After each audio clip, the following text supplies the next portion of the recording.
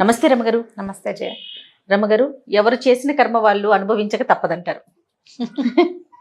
ఖచ్చితంగా అనుభవించాల్సిందేనా? అనుభవిస్తారంటారా? తప్పకుండా తప్పకుండా. ఈ జన్మలోనా, నెక్స్ట్ జన్మలో? ఈ జన్మలోనే అనుభవించవచ్చు. కలికాలంలో, కలికాలం కాబట్టి మనం చేసిన సత్కర్మలు గాని దుష్కృత్యాలు గాని, పంచతంత్రంలో ఒక శ్లోకం ఉంది, చాలా ఏళ్ళైపోయిన శ్లోకం, మర్చిపోయాను కానీ 3 పూటల్లో, 3 రోజుల్లో, 3 వారాల్లో, లేదా 3 నెలల్లో, లేదా 3 ఏళ్లలో ఖచ్చితంగా మన ఫలితాన్ని మనం అనుభవించి తీరాలి. సత్కర్మైనా దుష్కర్మైనా. నువ్వు సహాయం చేయి, నీకు సహాయం దొరుకుతుంది. నువ్వు మోసం చేయి, నీకు మోసం దొరికి తీరుతుంది. దొరకకుండా కుదరదు. నువ్వు చేసిన రకంగా కాకపోతే ఇంకో రకంగా నువ్వు ఒకరిని హర్ట్ చేయి, నీకు హర్ట్ దొరికి తీరుతుంది. హర్ట్ దొరకాల్సిందే, లేకుండా కుదరదు. అది ఇంకొక రూపం అయ్యింది. ఎలాగైనా సరే, ఇప్పుడు వీడు చెంపకాయ కొడితే వాడే నీ చెంపకాయ కొట్టక్కర్లా, ఇంకోడెవడో కొడతాడు చెంపకాయ. ఒక్కోసారి కట్టుకుని పెళ్ళాం కన్న తల్లి కూడా కొట్టచ్చు. అలా కూడా అవ్వచ్చు, మనం చెప్పలేకపోతాం. ఒకళ్ళని తోటి మంచి గాని చెడు గాని చేస్తే అది అనుభవించక తప్పదు. కర్మానుభవం ఎవ్వరికీ తప్పదు. మళ్ళీ ఇందులో బుద్ధి కర్మానుసారిని అని చెప్తారు. బుద్ధి కర్మని అనుసరిస్తుంది. ఆ కర్మ మనకి ఇప్పుడు గోతులో పడాలి అని ఉంటే బుద్ధి కళ్ళు మూసుకుని నడవరా అని చెప్తుంది. కళ్ళు మూసుకుని నడిచి గోతులో పడతాం. వెళ్ళి పడటం అయితే గ్యారంటీ. ఇప్పుడు ఈ ఒట్టిగా లిటరల్లీ గోతులో పడడం, ఫిజికల్ గా గోతులో పడడం కాదు. నువ్వు మోసపోవాలి అని గనక నీ కర్మానుభవం అయితే నీ బుద్ధి గుడ్డిగా ఎదుటి వాళ్ళని నమ్ముతుంది. దానిలో నుంచి బయటపడలేమంటారా? బయటపడలేం. కర్మని తప్పించుకోవటానికి ప్రచండమైన భగవద్ అనుగ్రహం కావాలి. నేను అదే అడగపోయాను. ప్రచండమైన భగవద్ అనుగ్రహం కావాలి. అలాంటి అనుగ్రహం ఉంటే బయటపడతారు. కర్మ తప్పిస్తాడంటారు, భగవంతుడే తప్పిస్తాడు. నువ్వు చేసే సత్కర్మ, నువ్వు ఇప్పుడు ఇవాళ గోతులో పడాలని నీ మొహాన్ని రాసున్నప్పటికీ, నువ్వు నిన్న మొన్న చాలా యమాద్భుతమైన కార్యాలు ఏమైనా చేస్తే నువ్వు గోతులో పడేయడానికి దారైపోతున్న కోతైనా సరే నీ చేయిపుచ్చుకు లాగుతుంది. గోతులో పడుతున్నావు చూసుకోరా అని. నిన్న మొన్న చేయాలి, నువ్వు సరైన పని చేయాలి. అప్పుడు దీని నుంచి నువ్వు తప్పించుకోగలుగుతావు. దీనికి సంబంధించి ఏమన్నా కథలు ఉన్నాయా రమగారు? కర్మానుభవం కథ ఒకటి ఉంది, బాగుంటుంది. పంచతంత్రంలోదే ఓ కథ. ఇది నేను అనుకోవటం కాకోలు కీయంలో కథ అని అనుకుంటున్నాను. మీకు మామూలుగా మనం హితోపదేశం చూస్తాము, ఇద్దరి స్నేహాలు కలగడం అంటే మిత్రలాభం మిత్రభేదము, సంధి విగ్రహం, అవి మనకు తెలుసు. అది హితోపదేశం. పంచతంత్రంలో ఏముందంటే ఇప్పుడు మిత్రలాభము మిత్రభేదంతో పాటు కాకోలికీయము, అపరీక్షిత కారకము, తర్వాత 5వది ఇంకొకటి, ఆ పేరు గుర్తు రావట్లేదండి నాకు. అవి 5. వాటిలలో కాకోలికి ఏమంటే కాకులు గుడ్లగూపల కథ అనమాట. అది ఆ గుడ్లగూపల కథలో రకరకాల కథలు, ఒకడు ముందు ఒకడు వెనక, వాళ్ళు వీళ్ళు చెప్పి, కొన్ని కాకులు చెప్పినవి, కొన్ని గుడ్లగూపలు చెప్పినవి, అలా కథలు ఉంటాయి. అందులో ఈ కర్మఫలితపు కథ ఒకటి ఉంటుంది, బాగుంటుంది సరదాగా. చిన్నప్పుడే, అంటే నేను చిన్నప్పుడంటే మరీ చిన్నప్పుడు కాదు, కాలేజీలో ఉన్నప్పుడు మా నాన్నగారు మేనమామ, అంటే వాళ్ళు మా కాలేజీలో లెక్చరర్స్ గానే ఉండేవారు. మా కాలేజీలోనే, కళాశాలలోనే, సంస్కృత కళాశాలలోనే చదువుకున్నారు. అక్కడే ఆచార్యులుగా కూడా పనిచేశారు. నేను చేరే సమయానికి మా నాన్నగారి ఆఖరి మేనమామ కూడా వర్కింగ్ లోనే, ఇంకో 2-3 ఏళ్ళు సర్వీస్ ఉంది ఆయనకి. ఒక తాత మాత్రం 1 సంవత్సరం ఉండి వెళ్ళిపోయారు. ఈయన లక్ష్మణాచార్యులు గారు, ఆయన పేరు లచ్చితాత అనేవాళ్ళం. మా నాన్నగారి కంటే కొంచెం చిన్న, కొద్దిగా చిన్న. మా నాన్నకి మేనమామే కానీ కొద్దిగా చిన్న, చాలా కాదు కొంత చిన్న. లచ్చు అని పిలిచేవారు లక్ష్మణాచార్యులు, మేము లచ్చితాత అనేవాళ్ళం. ఆయన తెలుగు పాఠం చెప్పేవారు. ఒక క్లాస్లో ఒక విషయం చెప్తుండేవారు. ఆయుర్వేదం మహాఘనమైన వైద్యం, ఆయుర్వేదంలో భలే ప్రచండమైన రోగాలు తగ్గుతాయి అని నారాయణాచార్యులు గారిని ఒక ఆయుర్వేద వైద్యుల గురించి చెప్తున్నారు. నేను చెప్పబోయే కథకి ఇది నాంది, అందుకే నేను చెప్తాను అనమాట. ఇప్పుడు నేను ఈ లక్షతాతను తలుచుకోగానే నాకు ఒక సంతోషం వస్తుంది, కథ గుర్తొస్తుంటుంది. అయితే ఆయన 2-3 సార్లు ఇది చెప్పారు, అలా బుర్రలో ఉంది. ఇది ఎప్పటి సంగతి అంటావు? 86లో. ఎప్పటి కథ. అయితే ఏంటంటే నారాయణాచార్యులు గారని ఒక గొప్ప ఆయుర్వేద వైద్యులు ఉన్నారు, మా చుట్టుపక్కల ఉండుంటారు బహుశా. ఆయన దగ్గరికి ఒక పేషెంట్ని తెచ్చారట. ఆ పేషెంట్ ఒక వైశ్య కుటుంబానికి చెందిన ఆయన, బాగా డబ్బులు గిబ్బులు ఉన్నాయి ఆయనకి. ఆయన మనిషి సన్నగానే ఉన్నాడు, కాళ్ళు చేతులు పుల్లలాగా, అంటే సన్నగా ఉన్నాయి, ఇంత బొజ్జుందట ఆయనకి. విపరీతమైన ఆకలిట ఆయనకి. అన్నం వేళకి ఆగలేడట ఆయన, అరిచేర్చి కేకలు పెట్టేస్తాడట. కొంచెం పల్చగా ఉన్న పొట్ట అన్నం తినగానే ఇంత అయిపోతున్నా, ఎంత తిండి చాలదు ఆయనకి. కాళ్ళు చేతులు సన్నబడిపోతున్నాయి, పొట్ట మాత్రం ఇంత ఉంటుంది. ఆ పొట్టని మోసుకోలేకపోతున్నట్టు ఆయన, బాణపొట్టలాగా. అసలు పొట్ట మరి బాణపట్ట అంటే మనిషి ఆకారం ఉండి దాంతో బొజ్జ కూడా ఉందనుకో, పోని ఒక రకం. ఏ మనిషి లేకుండా ఆ ఒట్టి బొజ్జే ఉంటే ప్రెగ్నెంట్ లేడీస్ లాగా ఆడాళ్ళు భరించేస్తారు, మగవాళ్ళకి కష్టం. దాంతో ఏమైంది, ఈయనకి అస్సలు ఒంట్లో బాగుండేది కాదట. వాళ్ళు అక్కడ ఇక్కడ తిప్పి ఏం వైద్యం చేయించినా ఆయనకి తిండి పిచ్చి తగ్గలేదు, ఆ బొజ్జ ఎంత అయిపోవటము తగ్గలేదు. ఆయనకి నారాయణాచార్యుల గారి దగ్గర తీసుకొచ్చారు. తీసుకొస్తే ఒక 2 పూటలు చూశాక ఈయన ఏం చేశారట, వీడిని తిరగేసి కట్టేయండి రా అని చెప్పారట. ఆ ఇంట్లో దూలాలు ఉంటాయి కదా, పాత ఇళ్ళలో ఏమిటి పెంకుటిళ్ళకి దూలాలు ఉంటాయి, పూరింటికి కూడా దూలం ఉంటుంది. ఆ పెంకుటింటికి కిందకున్న దూలానికి ఈయన్ని కాళ్ళు పైకేసి తల కిందకి పెట్టి కట్టేశారు బాగా ఎత్తు మీద. కట్టేసిన తర్వాత ఇక ఆయనకి కాసేపు అయ్యేసరికి కొద్దిగా భయం వేస్తుంది, టెన్షన్ వచ్చేస్తుంది, తల కిందలుగా వెళ్ళాడేస్తే. ఆయన మూలగటం మొదలుపెట్టాడు, ఏడ్చాడు, సణిగాడు, ఏం చేసినా సరే ఎవరు మాట్లాడదన్నారు. ఆయనకి అన్నం వేళ అయిపోతుంది ఈ పేషెంట్కి. ఇక ఏడవటం మొదలుపెట్టాడు, అరుపులట, ఆకలి ఆకలి ఆకలి అరుస్తూనే ఉన్నట్టు. ఎంత అరిచినా గింజు తెచ్చినా ఎవ్వరూ ఆయనకి మంచినీళ్ళు ఇవ్వలేదు, మా అన్నం పెట్టలేదు, మాట్లాడకుండా ఊరుకున్నారు. వైద్యంలో భాగం అనమాట. ఈయన ఏం చేశారట నారాయణాచార్యులు గారు, ఇంట్లో చక్కగా మంచి రుచికరమైన పదార్థాలు, పులిహోర, ఘుమఘుమలాడే వాసనలు వచ్చేవి ఒక 5-6 పదార్థాలు చేయించారట. అప్పాలు, పులిహోర, తర్వాత ఏమో ఈ నెయ్యి వేసి చేసే కొన్ని తిరగమాతలు, చారు పెద్ద గిన్నె నిండా అన్ని పెట్టించి ఈ పేషెంట్ని ఎక్కడ కట్టించారో ఆ పేషెంట్ కింద పెట్టారట. అవి చూసిన దగ్గర నుంచి అరిచరిచి కేకలట, ఆ పేషెంట్ పిచ్చి కేకలు పెట్టేస్తున్నట్ట. కాసేపు అయిన తర్వాత అతని ముక్కులోంచి ఒక ఇంత పొడుగు పాము బయటకు వచ్చిందట, సన్నగా పొడుగ్గా ఉన్న పాము. ఆ పాము బయటికి ఎప్పుడైతే వస్తుందో, ఆహారం కోసం వస్తుంది ఆ వాసనకి, అది చాలా మటుకు వచ్చింది, ఎంత పొడుగో ఉంది. ఏం చేశారు, గబగబా గిన్నెలన్నీ జరిపేసి పెద్ద నీళ్లతోటి పెట్టారు ఆయన కింద. మనుషులు ఉన్నారు చుట్టుపక్కల, ఈ గిన్నెలన్నీ లాగేశారు. ఆ కిందకి జారిన పాముని అలాగా కిందకి జారిపోనిచ్చారు, దానికి ఇంకో అవకాశం లేదు. ఈ పాము జారి కిందకి మొత్తం ముక్కులోంచి బయటకు వచ్చేసాక ఆయన చప్పగా ఎప్పుడైనా బొజ్జంతా తగ్గిపోయింది, ఏమీ లేదు, సన్నగా ఒక పొడుగాటి మనిషి కట్టేస్తున్నాడు పైన, అంతే. ఏడుపు ఆగిపోయింది, కిక్కురు మనకుండా ఉన్నట్టు నిద్రపోయాడు. 2 నిమిషాల్లో కళ్ళు మూసుకొని నిద్రపోయాడు ఆయన. ఈ కింద పడ్డ పాముని నీళ్ల తొట్లో పెట్టారా, 2 నిమిషాల్లో నీళ్ళన్నీ మింగేసిందిట పాము. అది ఇంత లావును కనిపిస్తోంది, సన్నగా. ముక్కులోంచి బయటికి రావాలంటే ఎంత సన్నగా ఉండాలి. ఆ పాము బయటకు వచ్చాక ఆయన జబ్బు తగ్గిపోయింది, దీనికి ఏదో యాసిడ్ లాంటిది పోసి ఈ పామును సంహరించేశారు. ఇది ఎప్పుడు చెప్పేవారు. అలా ఉంటుంది అలా సత అంటే ఉండేది, జరిగిందే, ఇది జరిగింది కదా, మా తాతో మా నాన్న చూశారు దీన్ని అని ఆయన. అలాంటి ఒక కథ చెప్తాను ఇప్పుడు.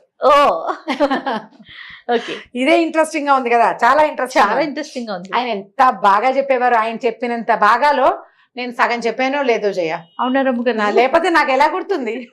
కానీ మనం సహజంగా పిల్లలకి పొట్టలో నుళ్ళు పురుగు వింటాం. ఆ పిల్లలు కొంచెం ఎక్కువ ఆహారం పిచ్చి ఉన్నా, ఫుడ్ అర్జీ, స్వీట్ అర్జీ ఎక్కువ ఉన్నా, పిల్లలు సన్నబడిపోయి బొజ్జ కనిపిస్తున్నా, బొజ్జ పొట్టలో పాములు ఉన్నాయి అని అనుకుంటాం. అవునవును, లోక సహజంగా కదా. అయితే అది నిజమే, డాక్టర్లు కూడా చెప్తారు. ఆకలి లేదు, స్వీట్ అర్జీ బాగా ఉంది, పిచ్చి మారం చేస్తారు, అమితంగా ఏడుస్తారు, పెంకిగా ఉంటారు, మాట వినరు, క్రాంకీగా బిహేవ్ చేస్తారు, మధ్యలో పాములు ఉండేందుకు అవకాశం ఉంది. జంట పాములు, ఎలిక పాములు అంటారు, 2 ఉంటాయి అవి. ఒక్కొక్కసారి అవి లంగ్స్ లోకి, శ్వాసనాళంలో కూడా వచ్చేసి పిల్లల పిచ్చి దగ్గితే దగ్గులోంచి కూడా బయటకు వచ్చేస్తాయి, నోట్లోంచి కూడా. అలా కూడా జరుగుతుంది. అవునా రమ్మగారు, వచ్చేస్తుంది.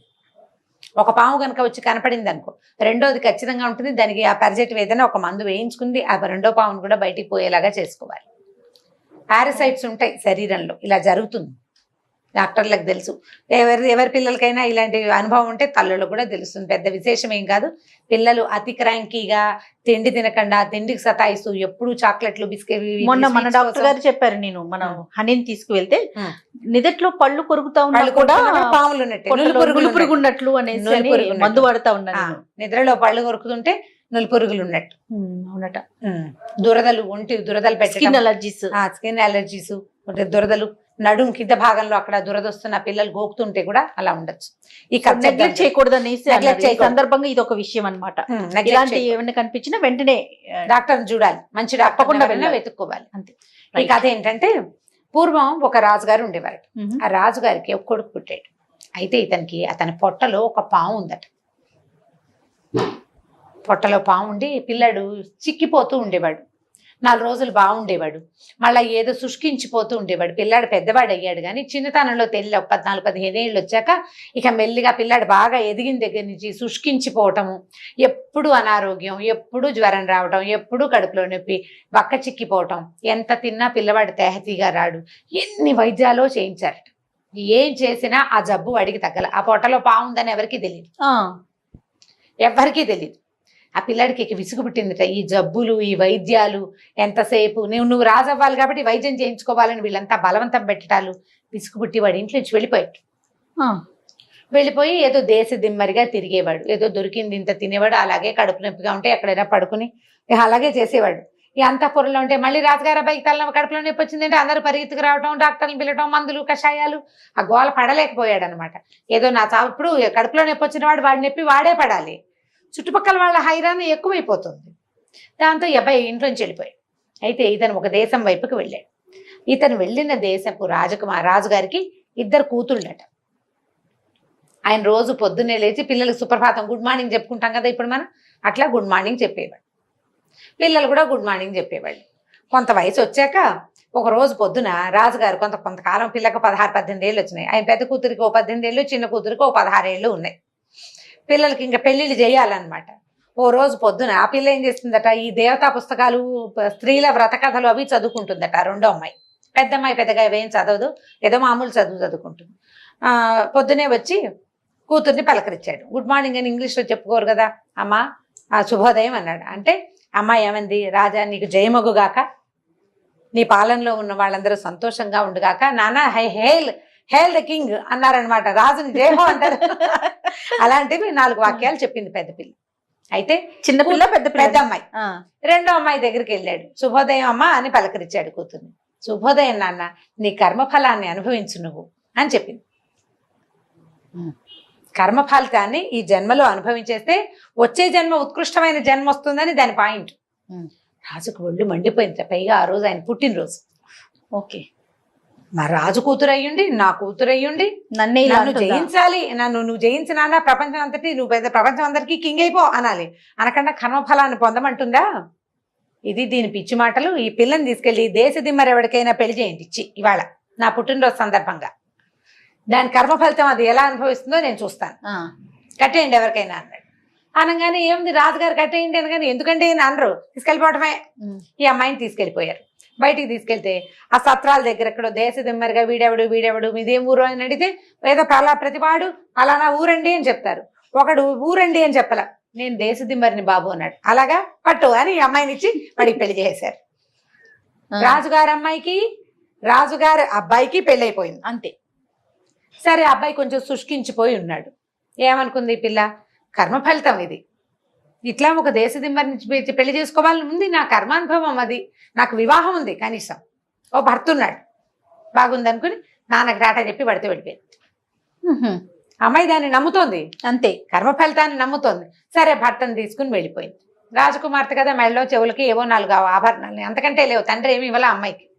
భర్తను తీసుకుని వేరే చోటకి బయలుదేరింది. ఇక్కడ ఎందుకు, వీళ్ళ ఊళ్ళో ఇంకో వేరే దేశంలో ఎక్కడైనా ఉందాం మనం అని తీసుకుపోయింది.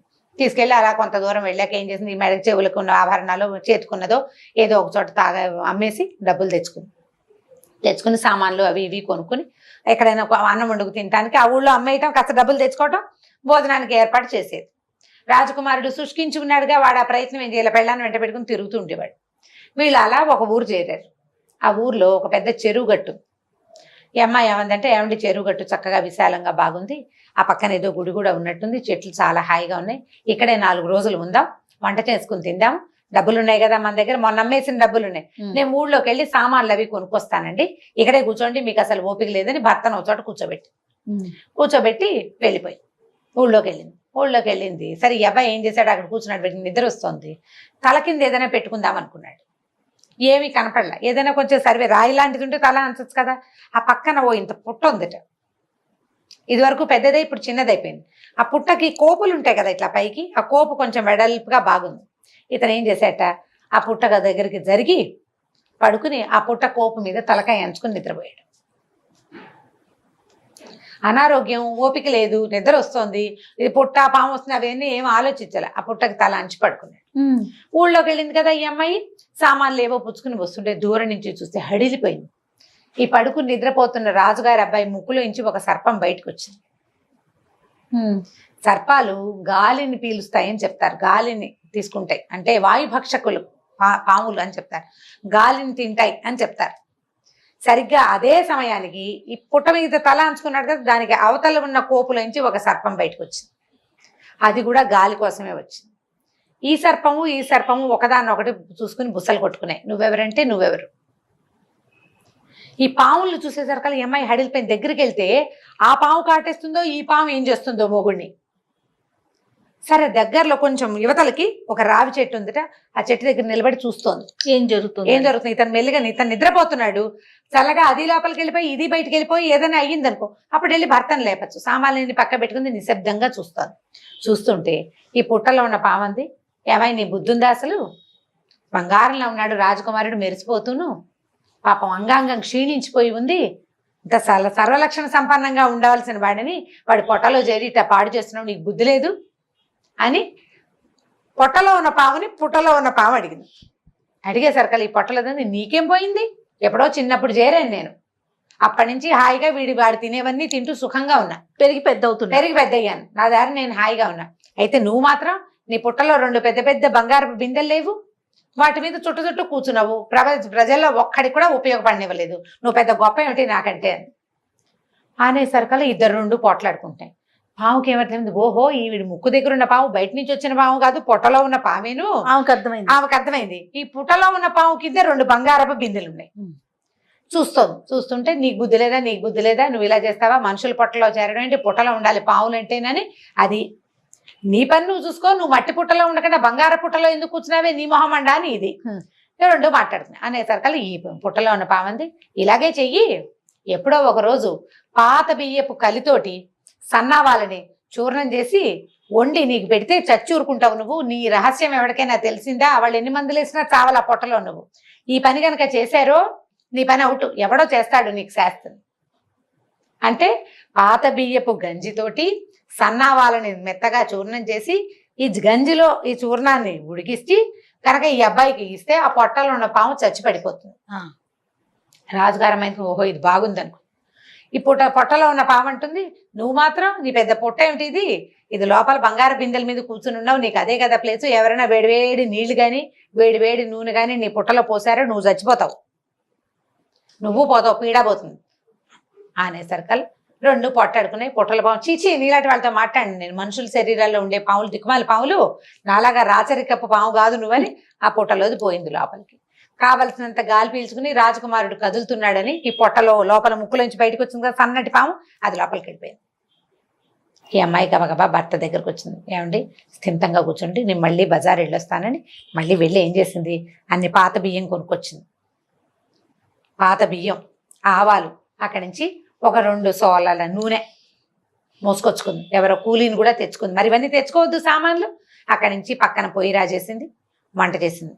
ఆ అన్నం బియ్యం వార్చి ఆ వార్చిన గంజిని చక్కగా మళ్ళీ పొయ్యి ఎక్కిచ్చి ఆవాలు కూడా పట్టుకొచ్చింది కదా, ఆ పక్కన కొండరాయితో నున్నగా నూరి ఆ పొడెత్తి అందులోకి వస్తుంది. అది శుభ్రంగా గంజి కాగేసి దాన్ని పక్కకు పెట్టింది. పక్కకు పెట్టి పెద్ద మూకుడు కూడా తెచ్చింది బజార్ నుంచి. ఆ మూకుడు ఎక్కించి దాని నిండా నూనె పోసి పొయ్యి మీద కాగబెట్టింది.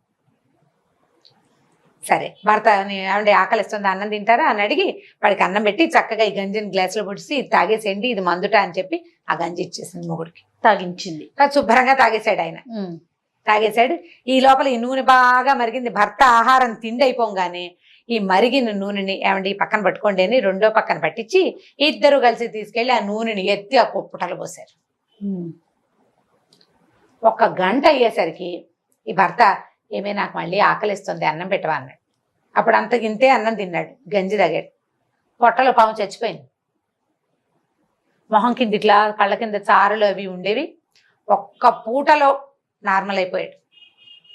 అక్కడి నుంచి పాము కాస్త పోయింది.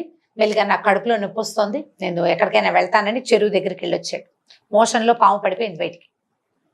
వెంటనే వీళ్ళు స్థిమిత పడిపోయారు. ఈ అమ్మాయి ఏమందంటే, ఏమండి 2 కర్ర పుల్లలు పట్టుకురండి, ఈ పుట్ట తవ్వుదాము, ఇందులో ఒక రహస్యం ఉందని భర్త తను కలిసి శుభ్రంగా తవ్వారు. ఆ లోపల పెద్ద పాము చచ్చిపడింది. దాని కింద 2 ఇంత బంగారు బిందెలు ఉన్నాయి, నిండా వజ్రాలు అవి ఉన్నాయి. ఈ అమ్మాయి ఏం చేసింది, భర్త స్వస్థత చెందిపోయాడు కదా, అక్కడి నుంచి ఈ బిందెల్ని తను తెచ్చుకున్న సామాన్లలో కామ్గా కలిపేసి ఊళ్ళోకి పోయి ఓ బండి మాట్లాడుకుని భర్తను ఆ బండి ఎక్కించి పదండి మన ఊరు వెళ్ళిపోదామని భర్త తాలూకు రాజ్యానికి తీసుకెళ్ళిపోయింది. 2 బంగార బిందెలతోటి ఆరోగ్యం చేకూరి వెనక్కి వచ్చిన రాజకుమారుని చూసి ప్రజలందరూ ఆశ్చర్యపోయారు.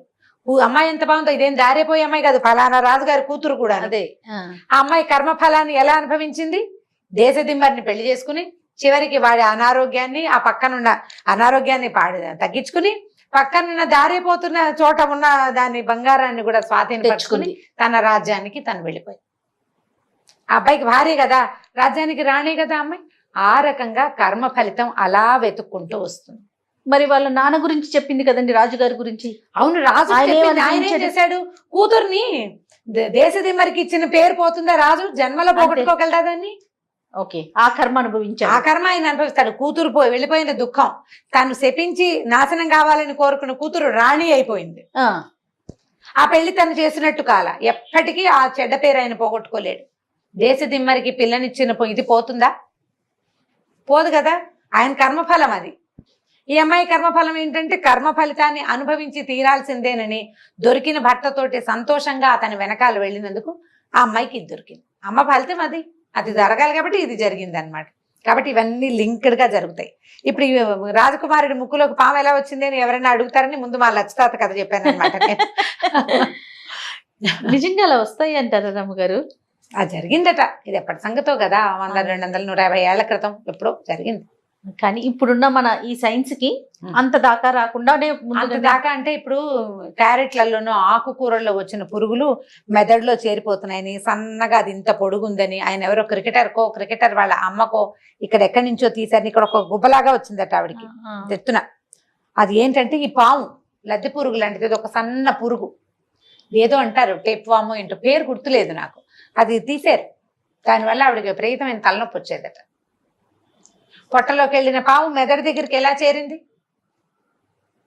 అంటే జరగచ్చు కదా. అంతే, ఇలాంటి ప్రూఫ్స్ ఉన్నాయి, కొన్ని కనపడుతున్నాయి. ఇంత బారెడు పాము ఆహారం కోసం బయటికి రాలేదేమో గానీ బ్రెయిన్ లో ఉండి తలనొప్పిని తెచ్చింది.